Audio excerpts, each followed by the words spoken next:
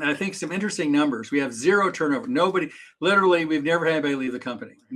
There is no labor shortage. That's what I say all the time, because So everybody else's labor is available to you if you're good enough to take it. the average success in the construction industry of hiring somebody is 50-50. On the team, we've hired 5,000 people, I guess, the last couple of years. We have a 94% success rate we hardly ever miss. Wow. We're one of the most successful companies recruiting in the industry. Step two, this is the most important, integrity and attitude. You can't fix this. This is who they are as a human being. You can change what people know, but you can't change who they are, all right?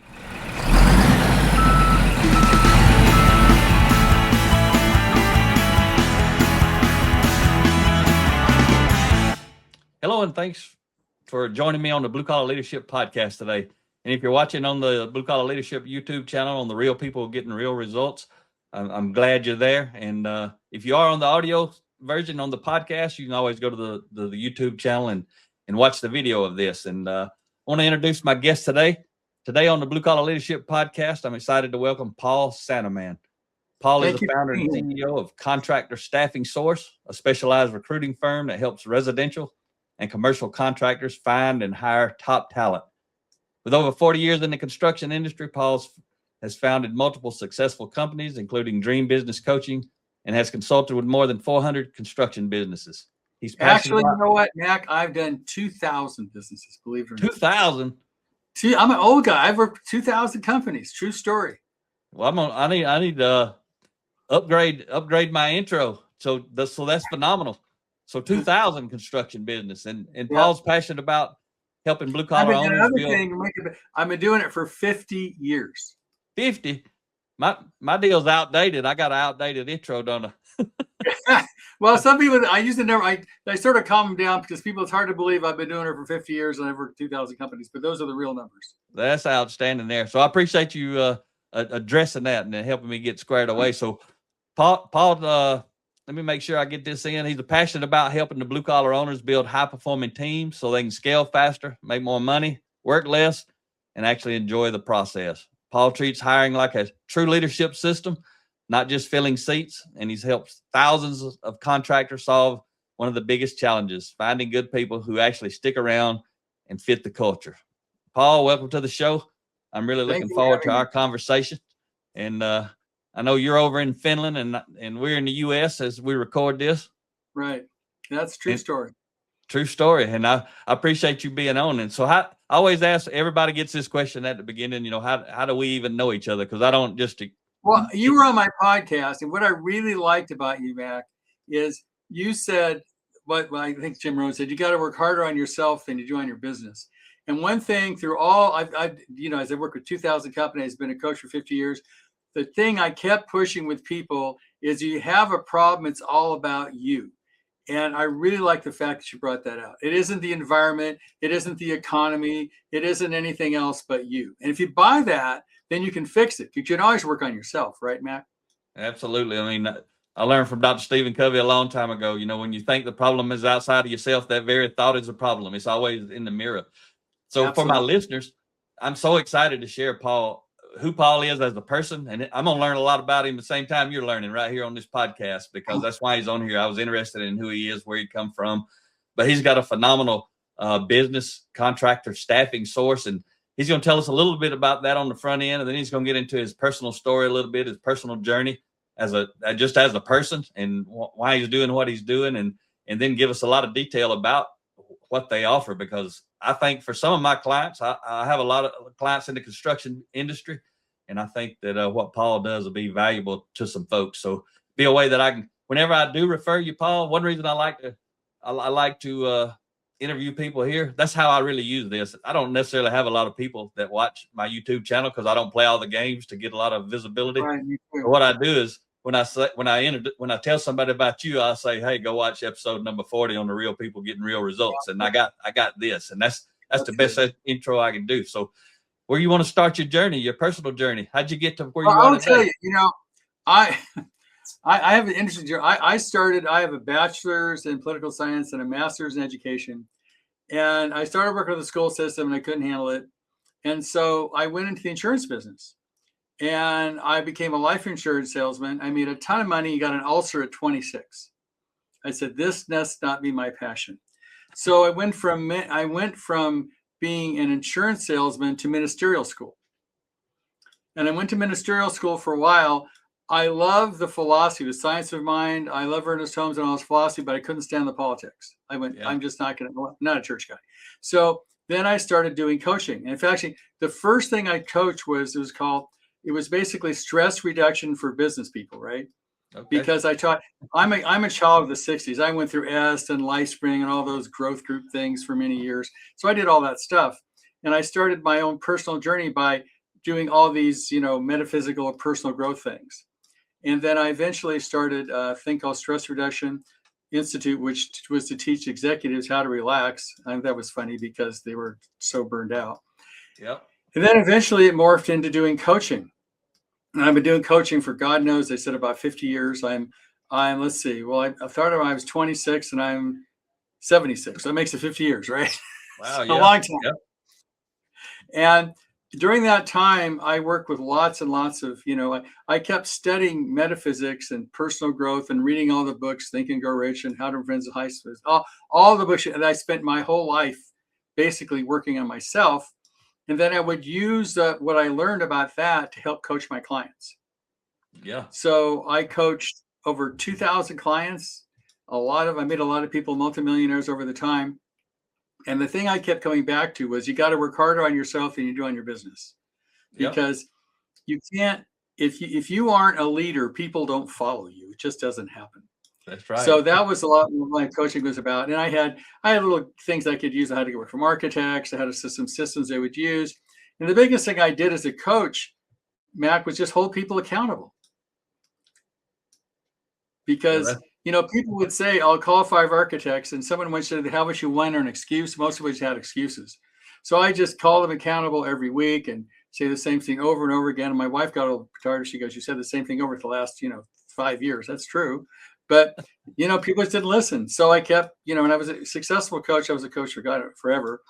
And I worked all those businesses. I mostly coached, residential contractors, blue collars, that kind of stuff.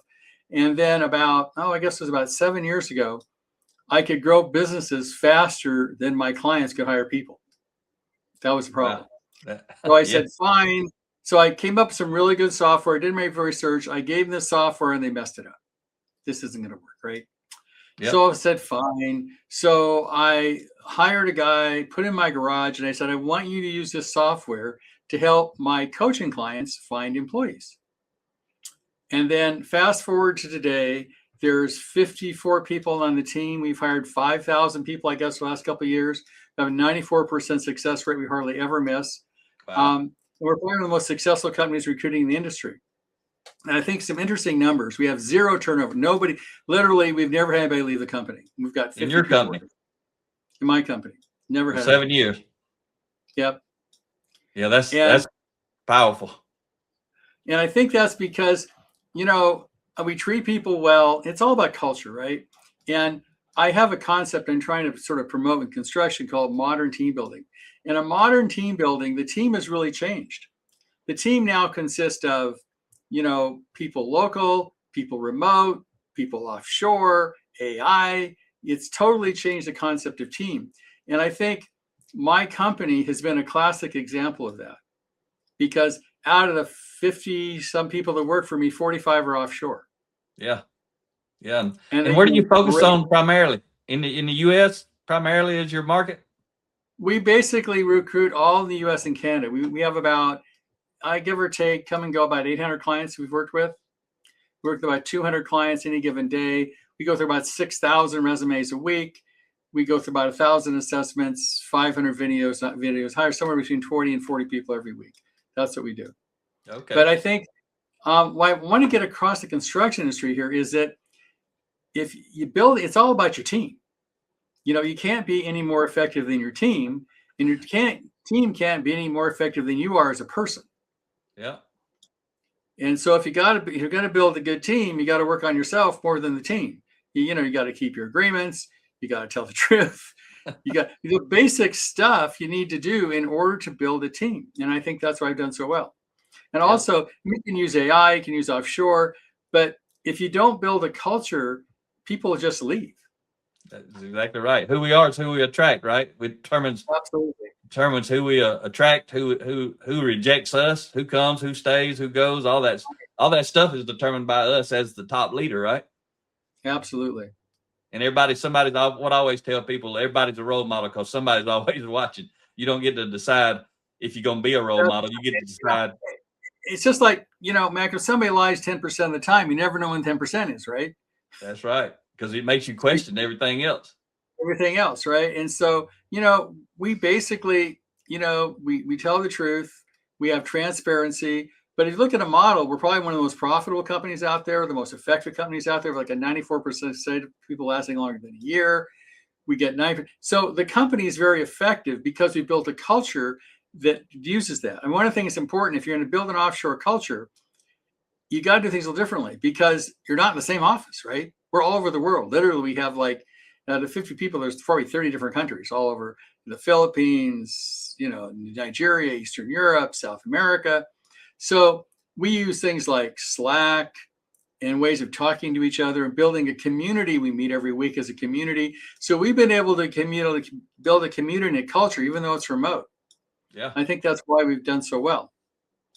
Yeah, that's not an easy thing to do either, especially, a lot of companies got forced into that right after COVID and they didn't do too well and they're still not doing very well, a lot of them. Right. My thing is, what I've noticed in building culture is a couple of things. Everybody sort of considers themselves family. You look out for each other, you care about each other, you fight, you pay fairly, whatever that is in that country, you treat people well. And if you have a value system, I think we have it called WISE values, which is, wisdom, integrity, service, and empathy. So if you practice some values like that, it attracts the right people. Now, the other thing, and this is key, Mac, is we go through 600 people to find one person offshore. Yeah, that's good. Tell me about that. Well, in fact, you know what I'm going to do? If you don't mind, I can show you, if people are watching this video, okay, if you've got a 94% success rate and you've hired 5,000 people all in construction, I think the whole labor shortage is personally created by the owner himself. There is no labor shortage. That's what I say all the time. Because everybody else's labor is available to you if you're good enough to take it. Absolutely. So I have a sort of saying, it's interesting with statistics here, Mac. The average success in the construction industry of hiring somebody is 50-50. 50% of the people succeed. That's like flipping a coin, right? Oh, yeah. But the really bad news is it's not just flipping a coin. If you lose, the average bad employee costs you $20,000. So every time you go to hire somebody, you're a $20,000 coin flip. Heads, I get a good employee. Tails, I lose $20,000. Yeah, and that's assuming they don't do something that's not too good for the company while they are employed there. That's right. It could cost a lot more, right? It could cost a lot more. It costs $20,000, $50,000. So now I'm going to go through this process. And if you're listening to this podcast, I will tell you everything you need to do in order to have the same success we do. All right. It's not a mystery. I figured this out. It took me several years to figure it out. I've got it down. So get out your pencil, take notes, whatever you want to do. This is how it works. Okay. First thing you got to do, Mac, is got to write a killer job ad. Again, this is not a job description. It's an ad. Think people are scrolling through like hundreds of things. How can you stop the scroll? Right? Be different. One thing you can do. Right. If you don't stop the scroll, like, do you think your job's bad or say anything? Do you not like, are you not inspired daily? Something. Now, the cool thing, AI is good for some things and not good for others. AI is great for writing job ads. Go to your ChatGPT and say, I want an ad that's going to get a local carpenter to quit their job and come to work for me. AI does a really good job of that. Just go to your local chat and say, write me an ad that'll get somebody to quit their job and come for me and stop the scroll. So AI is good for that. So then you write this killer job ad. All right. It's an ad. It is not a job description. Okay. Next, you got to post it everywhere, not just throw it up in the. We post it on 100 job boards plus LinkedIn. We post it everywhere. Now, the problem with this, Mac, is that they're going to give you 100. If you go through ChatGPT, give me all the places I can post this ad for a carpenter or plumber, or whatever. Give me all the places I can post it and what it's going to cost. Well, nothing's free anymore. It used to be, Indeed used to be free. Now they change your algorithms. You can't, Indeed, if you post it for free, not one's going to see it. So not only do you have to list everywhere it is, you got to decide where you're going to spend the money, because there's no such thing as free anymore, right? So you got to figure out where I'm going to spend the money. You're going to have to spend some money. So you might ask AI, you might talk to some friends. Are you going to spend it on Indeed? You're going to spend it on LinkedIn? You're going to spend it on, Monster, whatever. Find out where you're going to spend the money, okay? So now you've got a killer ad. You have a budget. You can't do this for free. You're going to have to say, okay, I'm willing to spend, $300 a month advertising or $500 advertising, okay? That'll work. Next, this is the killer, Mac. You've got to respond in real time. Yeah. That means we respond to 6,000 ads in real time every week in less than a minute. Wow. That's what your team's doing for your clients, right? You have all those people, right? Yeah. You got to respond. You can use some kind of like applicant tracking system responding, but you got to get back to people immediately. We use some AI will do it if you get the right applicant tracking applicant system will do it for you. You got to respond in real time. Okay, so that's crucial. All right, now now you've got the ad run. You put it everywhere. You respond in real time, and the person's applying back to you. Speed to lead, right? You know all about that, don't you? So now you've got to do an assessment. Now, AI has made recruiting way harder than it used to be. Paul, let me interrupt you real quick right here. I just want to tell my audience what you're about to talk about is one of the key reasons that I wanted to invite you. Besides, I got to know you and know that we share a background and for personal growth and development, and that's the way you lead your organization. This assessment you're about to talk about is just awesome. I mean, most companies not doing anything at all in this area, much less in depth as you're doing it, which is what allows you guys to be successful. And I also want to tell people, just so they'll know, you offered me a referral fee, and I don't do that. I don't take referrals for referring somebody. So I want anybody listening to know I got you on here just because I liked you as a person when we spoke the other day, and that's why we're here. I hope if they need this, I'll give them a Mack Story discount too. If you're not going to referral fee, I'll be happy to do that, right? Well, they can get the discount. Okay. I'll give them the discount. That sounds good. Okay, so now the problem AI has made things really difficult. One is it's too easy to apply. In the old days, you literally have to go down and knock on the door to apply for the job, right? Not anymore. You get on your phone and you can apply for 100 jobs in 5 minutes, right? Just hit apply. So you get this huge amount of applicants that are totally worthless. And they got an AI generated resume. A lot of them do if they know about AI now. So the first part is way easy to get out. So you got 6,000. We get through 6,000 applicants that are 20, 30 people. The numbers are crazy, right? So you got everybody applying. That's part of the bad news. The second bad news is they write their resume with AI. So no longer can you trust resumes, because all it tells you is how to ask ChatGPT, I want this job with this company. Write me a resume that's going to get me the job. Yep. So I call them counterfeit employees. So you've got a bunch of people applying and you can't trust the resumes. Makes it a little more difficult, right? So the way you get around that is you use an assessment. All right. We've got, I think, the best industry. There's different assessments out there. Unfortunately, ours can't be scanned by, at least so far, can't be scanned by AI. So you ask an assessment. Now, our assessment, it covers everything from your personality, your honesty, your integrity. We use a DISC assessment where it talks about what kind of personality you have. We've run like 300,000 of these DISC profiles and run those against the profile that somebody succeeded at the exact same job. So we can tell by the assessment if they have the right personality for this specific job, because you run against a person who's successful as a plumber, an electrician, a superintendent, a salesperson. You run that against their assessment and say, oh, this person has the right personality for this job. So step one, we know the exact right personality for the job. Step two, this is the most important, integrity and attitude. You can't fix this. This is who they are as a human being.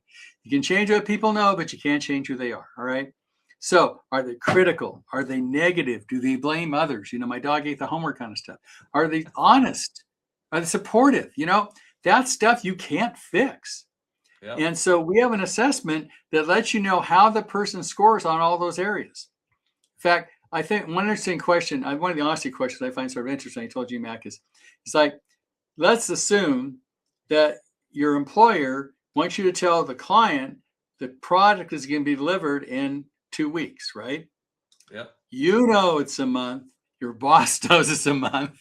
What are you going to do? You going to lie and support your boss or tell the truth? Lying is the wrong answer. Unless, I guess some companies it's not, but if the kind of company I work for, you wouldn't lie. That's right. I'm with you. So you've got, you can't fix this. So it measures our integrity, honest, all that kind of stuff. So that's really important. And then after that, you do all the personality traits like, communication, we have like 15 personality traits we measure, all personality, and how they score against somebody who's good at that job. So now we have the right personality, the right integrity, and the right personality scores, and all the years like communication and all the things to do the good job. Next, we measure intelligence. We have an IQ test, right? Measures aptitude, intelligence, mechanical skills. It measures all that kind of stuff. So we know at this point they have the right personality, the right intelligence, and the right aptitude for this specific position. And that changed every position. It's obviously for day labor versus a CEO. It's a whole lot different, right? Yeah. So we know all those things. Some things we can't ask. How's your accent? What do you look like? Are you healthy? What are your tattoos? Whatever, right? So we do a video interview. So you need to do some kind of video interview. That's the next step. And you ask, the video interview changes to every person. So come up with a video interview so you can ask the person all those questions you want to know, and you can see what they look like. Now, some people even use AI to cheat on their video interviews because you can see they're reading above a screen the answers they're supposed to give. Yeah. Hopefully. So then you do the video interview. Okay, so now you've done the assessment. You've done the video interview. Now you've got an in-person or Zoom interview. Once they've gone through all that. And I'll give you the numbers. If we have 6,000 applicants in a week, we'll do 1,000 assessments. We'll do probably 500 video interviews to get down to 20 or 30 people. Those are just numbers we do every week. So now we get down to and so once you get down to you like the assessment, you like the video interview, you like everything that looks good, then you do an in-person, preferably, or a Zoom if you can't be there interview. Now, when you do that, ask them all the questions, and you can tell the right personality for that specific job. And if they go through all that, so now you're down to the next one. Once you've gone through all that, do a background check. Don't skip the background check. It's an interesting story, Matt. I had a guy who hired a bookkeeper who embezzled him, and he went to the DA to prosecute her. And the DA said, "Don't you realize she's gotten canned for embezzlement in the last 3 jobs?" Wow. But they didn't realize it. Yeah. So, do the background check. Do references. That's the next. Make sure you do personal references. Okay. So once you've done all that, you've gone through, the ad, the interviews, the assessment, and they look like the right person for the job. Then you check for so you've got to make a competitive job offer. AI is good at it. AI will tell you, in this mark for this person, what do you have to offer? But you got to get somebody. People generally don't quit their jobs for money. They quit their jobs because they don't like the culture they're in. That's something to do with the people. The people. It's always the people. So, but you got to pay them fairly, right? Yeah. I mean, we hire people all over the world, and in different countries, $20 in one country is like $5 in another, like $80 here. It depends on the country where you're hiring the person. You got to make sure wherever you're hiring them, that you're offering them the appropriate amount of money or high for that position in that country, whatever happens. In the U.S., it's a little easier. But even in the U.S., a good project manager in San Francisco is $160,000 a year. In Mountain Home, Arkansas, it's $60,000 a year. The same guy. Yep. Doing the same work. Same work. So you got to make sure that salary is appropriate for that place in the world they are and the job they're doing. Okay. You got all that done. Now, you make it. Now, then the last part, and this is where most people really make a mistake. You've got to have a killer onboarding process. Because when you think about it, this guy or lady is going to go home after the first day at work, and they're going to come 2 kind of positions they're going to go for. They're going to come home and say, "Hey, honey, the best decision I ever made," or "Hey, honey, I think I made a mistake." You do not want that second answer, right? Yep. Yeah. So, and AI is good at it. You can ask AI, "Give me a 5-week onboarding." It's good at that. It'll come the whole onboarding process. You've got to make them feel loved and appreciated from the day they start to work for you. There's no second chance at a first impression. Yep. So got to make that onboarding effective. You just can't give them a tool belt and say, go fix it. So once you've done all that onboarding, you will have what we do. It's like a 94% success rate of people lasting longer than a year. You can't skip any step. Yep. And what you just described, anybody can do it, but most people are not going to do it. But it's actually the service you guys provide for your clients. That's what we do for you. I mean, we can do all, like, for $1,500, we can do 5 positions, do it all for you. If you can do it yourself, fine. Now I have the things have evolved a little bit in our company, and we do a thing I now called, I guess called modern team building. That's where I came up with. Yep. Your construction team isn't what it used to be, because when you think about it, it used to be everybody drove to work and, all got in the office, let's go out and do it, right? Got in a truck to make it happen. Today, I mean, I have 54 people that work for me and 45 are offshore, right? So, yeah. And some things can be better done offshore, way cheaper. Like, could be marketing, could be accounting, could be, if it get done on a computer, it can be done offshore way cheaper and better. I'll tell you that. Yeah. Now, now, what this is going to do is reduce your labor costs so you can be more competitive in your market, right? And so there's some things AI can do too. AI can answer the phone. So your modern labor force consists of local, remote, which you can do on Zoom, or offshore, which you can do anywhere in the world, or AI. Agents can do a lot of stuff for you. So it's no longer, guys show up in the office and do their thing and go to work. Let me just say something right there for the folks listening. I know you just said it. I just want to reemphasize it. But what Paul just described, that's, if you don't have that team, there's a good chance you compete with that team. And if you compete with that team, you're probably going to lose. So Paul's just sharing what's an efficient and effective way to actually operate your business in today's environment. Because like you just said, it used to just be a team of folks and they were all at the same place. And, they may go out and do some work at a distance, but they return to the same place and operate out of the same place. I mean, that's not the world anymore. If you're paying $80 an hour for your estimator, I'm paying 10, who's going to win? If they're equal quality, I'll win every time. I've got a backhoe and you got a shovel. I'm going to win, right? Yeah. If you're marketing, I personally developed this team myself. I look at my team. I've taken all the marketing internally. I've got killer marketing people that just are amazing for $8 down in the Philippines, and they just do an amazing job. I've got somebody running my software, my Go High Level. He's amazing. It's $10 an hour, and he's in the Philippines somewhere. I've got people in Nigeria. My team is amazing, but the reason I'm the most profitable and best at what I do in the recruiting business is because I practice what I preach, right? You're modeling it.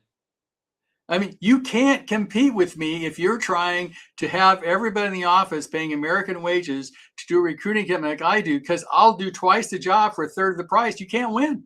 Yeah. And make sure, Paul, I don't know if you're planning to say this, but I don't remember if you told me this last time or I read it somewhere when I was looking at your website and stuff like that. But I know there's different models you guys offer your clients, but I know there's at least one model where they get like 4 almost like kind of fractional positions assigned to them, 4 different people in different roles. Yeah, I mean, what happens? Well, the way I built my team, and I'm an example of modern team building. If you hire us as a company, you get a pipeline scanner, works for your company. You're going to get an account manager, make sure the applicants do what they're supposed to do, makes the assessment, do the video interviews. They have an assistant. You get a team building specialist that meets you every week on building your team. So you get 4 people that are really competent at what they do. The best software in the industry, the best assessments in the industry, the best literally out there that I know of in AI for everything we do. And it's like $1,500 for the whole team. You can't compete. And that's like a $1,500 a month subscription kind of thing while you're for 5 job positions? How's that work? But you get the entire team for $1,500 a month, and you can run 5 positions, and you can change those 5 positions anytime you want to. And our fastest growing group are electricians, plumbers, HVAC, and that kind of stuff. Because if you don't do this, you won't find the employees you need to work for you. And when you're talking about, Paul, make sure that they didn't miss it while you're saying what you're saying now is you got a 94% success rate that they stay over a year, that they're happy and their employer's happy. Right. With your program you're offering right there. Right. That's because we do all this stuff, right? Yeah. And if we're looking offshore, we go through 200 or 300 people to find one person. Some people say, I tried offshore, it didn't work. They didn't do it right. They went through 20 people, hired one person, it didn't work out. We go through 400. They tried to learn what you've been learning for years and years and years. They tried to learn it in probably 30 minutes and then wasn't effective at it. It doesn't work that well. So, I mean, we do that. And I think the modern contractor is going to have a team just like we have. They're going to have whatever's best, like their accounting. An interesting story. I had one guy that said, I have my accounting done in the US. Okay. I use ABC accounting firm. They're in America. I know those guys. Everybody that works with them's in the Philippines. Yep. Right? And they're paying this guy $50 an hour, and he's paying the guy in the Philippines $5 an hour. But $5 an hour in the Philippines is really good money. Yeah. Yeah. So you try to cut out the middleman and help these folks be right. more profitable and more effective. Yeah. If you have you take your accounting, if it can be done on a computer, I have, for example, even a little contractor, right? 3 guys in a truck or 5 guys. You can have an office manager, as long as she doesn't have to physically be in the office. She can answer the phone, do the software, do the AR, do the AP, do all your office stuff, do a great job. She can be in Venezuela for $8 an hour and kill it. And what size businesses? You just said a little bit of a smaller businesses. What is your normal? What's your perfect client size? Our clients are between $1 million and $20 million, and between probably 3 or 4 or 5 employees to like 30 employees. Once you get to be 34 employees, you got your own HR department and you're good. But yeah, so you help the small guys operate like a big guy. Absolutely. Because now that's one thing that's cool about AI. Now AI in a way is leveling the field, because you can, in the old days, you have to have a lot of money to get AI stuff that would work for you. You'd have to have a lot of money to do offshore. All this stuff, which used to be very complicated and expensive, you can do it if there's 3 guys, which I think is a good thing. It really allows the local guy to be competitive with a bigger guy, because he can have access to all the same stuff. Yeah, it's a good way also for probably, I'm asking more than telling, but it's probably a good way for someone new in the construction industry that's getting going. If they were to stumble across you early on, once they're decently profitable, if they stumble across you and your team early on, they're going to have a huge competitive advantage. I just had a guy the other day that said, I want to start an HVAC business. All right. He said, I'm considering buying this HVAC business. It's been in business 20 years. The guy's doing, I don't know, like 3 million, or maybe he's doing $1.5 million. He's maybe making 200,000. And he wants like $600,000. I said, don't buy it. Start from scratch. I can get you office people, your marketing people, like all offshore. We can go, take somebody who's not happy where he's working, come to work for you, pay him a little more money. I can start your business for like 300 grand out the door, and we can kill it. Why pay $600? I mean, 600,000 for somebody who's been in business 20 years, only $1.5 million. You're basically, he's got a job. You're buying his job. Don't do that. Yeah. That's awesome. I'm gonna make sure I introduce my son to this video so he can watch and learn about you. He started a high-end patio cover business a year or 2 ago. He's doing really well right out the gate, and but he'll be growing and expanding as well. He's got a small team going already. The thing is, I can literally start with 2 guys in a truck and make it work. That's what's sort of cool about all this AI stuff and offshore stuff, because if you start from scratch, you aren't burdened with the overhead of your competitors, right? Because you're not paying a marketing company a ton of money, because you're doing internal marketing for $3 an hour. You're not paying an accounting company a ton of money. You're not paying, an office man. So you can start a company with these principles, like I start with this principle, and you're way more competitive. Let me say something else as advantage that you would be providing someone like that too. I think is most of the people doing that work, especially the ones starting out and they're small, like you're saying, they like doing the work. They don't like doing all this stuff you're talking about. That they don't want to do that. That's why one reason they're not good at it. They want to do the work. That's what they like doing. That's why I told this guy, I said, yeah, I agree. I mean, if you're an HVAC guy, want to start an HVAC company, use the right kind of labor. Right now, actually, AI can answer the phone and chase down leads. Offshore can run your office and do your accounting and your marketing. All the stuff that used to cost you a bunch of money is way less expensive. And you're going to just pay the guys in the field, pay the guys you need to pay good money to be there. And you do both of those, right? Let me just make sure everybody listening understands.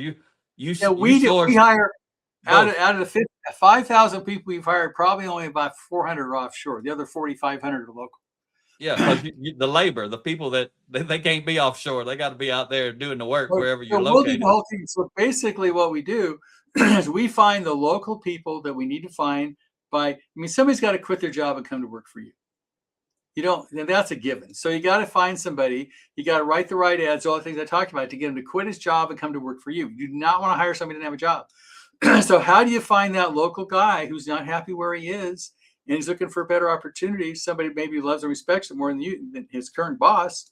Yep. How do you find him? We can help you find that guy. And that's what you do. You was talking about those ads, Paul. I had a client out in Seattle area, and he actually is in Boise, Idaho, and also Seattle, and he runs a masonry company, and he's also got a precast concrete company, and he come to one of we spoke at actually a conference. He was a part of it, an owners conference, and after we talked to him, he got a lot of our books and did a lot of training with his team, had us come out and speak in both locations multiple times, and he was talking about how hard it was to find somebody. And he was talking about a quality technician or engineer for one of his companies. He said, we can't even get people who have a full resume. And, I was talking to him about what's it look like when you try to hire somebody? And he had the basically job description. And I said, if you're doing all this cultural development stuff you've been doing with me, stop talking about all that stuff. Start talking about who you guys are as a company, start talking about character and the kind of person you're looking for. And I actually interviewed him I didn't have the video version going at the time, but I got him on my audio podcast, and he's on there talking about the very first time he did that, he switched that ad over like you're talking about. And I'm talking about more relative to the character of the company and the character of the individual they're looking for, and quit talking about all the technical stuff they got to do when they get there. He had to turn off the ad the first day. He said they got overloaded. He had like 100 applications from people from really good companies who wanted to come work at his company. He had never seen anything like it. So I know what you're saying is true. Whether the folks listening at the moment do or not, I know it matters. It is absolutely true. I'm going to cover a couple of things. Got a couple minutes left here. Okay. I'm going to cover a couple I call the myths that people believe in that's getting in their way. All right. First myth. Only hire somebody when you need them. Bad idea. You should be recruiting all the time. You should have a recruiting budget. It's the most important thing in your company.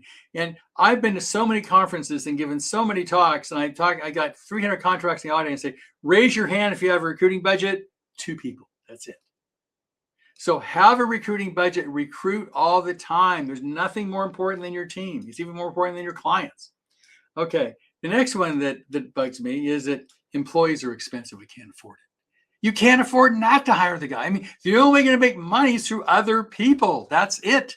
There's no better investment in the world than a great employee. So employees are not expensive. They're the best investment you're going to make. There's another myth. Oh, we can do it ourselves. How hard is this? Do you fix your own car? Do you do your own accounting? Come on. It is not easy. Hire somebody that knows what they're doing. Don't try to it's too important a thing to just, I'll put an ad in Indeed and figure it out. The next one, you must have a construction background. Not true. I'm an example, selections coordinators. I've hired some wedding planners that have killed it as selection coordinators. Think about it. What does a wedding planner have to deal with? The bride, the groom, all these sort of touchy people. Industries that are hard to count on, like the flower person, the band, the venue. They get all those people together. It looks awesome, and it makes everybody's happy. It's a remodel, man. Yeah. So don't be stuck in the industry. And the last one that's probably the most killer is hire fast and fire slow. Bad idea. Terrible. Yeah, because terrible. You hire fast because you're not recruiting all the time. So you hire the world's worst employee. Somebody who's not bad enough to fire, good enough to keep. Take the time it takes. Take the time it takes, so it takes less time, right? Yeah, they'll kill it. You can have one person that can kill an organization with the wrong values. Just kill it. Absolutely. Highly toxic. You hire slow. You always look for good people. And when someone's the wrong person, you get rid of them in a week. You don't wait for them to kill your organization. Yeah. You're speaking the same thing. Yep, my audience hears a lot of the same stuff that you're talking about. My regular listeners will know why I had you on the show, because you're the same principles I talk about. You're saying the same exact one, because the principles they apply everywhere. Oh, by the way, after your podcast, everybody in my company is reading your books, by the way. Okay. Well, I appreciate that, Paul. That's I thought awesome. this guy's great. So they're already great information. I appreciate it. And that's why I had you on. I like to add value to my clients and even to you as a person by you having me on your show. And I liked you. That's why you're on. You're not on because you just had me on your show. You had me. Okay, well, I like you too. You're on because of these principles you talk about. We're aligned with the same principles, and that's who I want to introduce people to. So I don't know you personally, other than I was on your podcast. Like I tell my clients, when I refer anybody, go meet Paul, reach out to Paul, get to know Paul. You decide on Paul and his team. I'm just I'm providing an introduction that I thought was valuable to my well, I'll tell you the most important thing. If you don't get any from this podcast, if you have a recruiting problem, it is your fault. There is no labor shortage out there. It doesn't exist. You've created it. So stop creating. Yep. And since you said that, I'll add on for the folks who listen to me because they've heard me say it before. But what Paul just said, for an industry, maybe there is a labor shortage, but I don't know. I ain't met anybody yet who's hiring for the entire industry. They're always hiring for one organization, and they usually need just a couple of people. And there's millions of people. Your market share is so small, it doesn't matter. You know, anybody you're looking for, your market share is teeny, meeny. You only need 10, 15 quality people.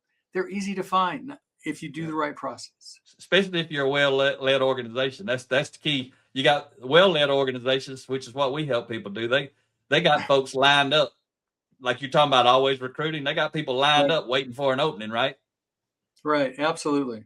Yeah, we Chick-fil-A was a client of ours for 3 years, and the guy, one of the stores, told us for an entry-level cashier job, they usually had 250 applications. I mean, waiting. Right. So they always got, and they went through 3, interview processes, and they're hiring for character, and it takes a while. It goes slow. But anything that you didn't say yet, or I didn't ask you that you'd like to share about, Paul? Well, I would say a couple of things. One, have a recruiting budget. It takes time and money to find good people. Have a recruiting budget. Have time and money committed to finding good people. Use a proven process like the one I just showed you. Have us do it yourself. There's no labor shortage, and there's nothing more important than your team. They're your organization. They're more important than your clients, in my opinion. They're the ones going to decide if you will attract the right clients. That's right. And your team's going to decide if you get more clients or less clients, and they're going to decide how hard it is to hire people to find people, because what I always tell people, who you are is who you attract. That's pretty common, but you said it before. When the person gets hired, that first day they go home, and it ain't just the first day; it's every day. What are they saying? That's word of mouth advertisement for your organization. If it's hard to attract people, they ain't saying good stuff. If it's easy to attract people, they saying really good stuff, right? And so how you lead them while they're there is what's going to determine what they say later. Anything else, Paul? That's it. Thanks for having me, Mack. I really appreciate it. Okay, one question I got for you. The last thing, I know you got to go and you got a meeting coming up. You got a favorite quote or anything like that you'd like to share? That you shared a few already. Jim Rohn said, "Work harder on yourself than you do on your business." That's it, ain't it? And life will be good. Well, I appreciate you taking the time out, Paul, and if Rhea can pop up your website real quick before we wrap up, so everybody can see that again. There we go. And if you're listening on the audio, I didn't even think about it because I was listening to you, Paul, but I'm gonna make sure I say this for the audio. Contractor Staffing Source.com is his website, and put the phone number up, Rhea, so I can. And if you go there, by the way, if you make an appointment with me, it says make an appointment with Paul. Right on the website, click on make an appointment. I personally will talk to you about what we do and how we do it. So make an appointment. That's what I like, Paul. That's what I do on my website. I want to talk to the people myself.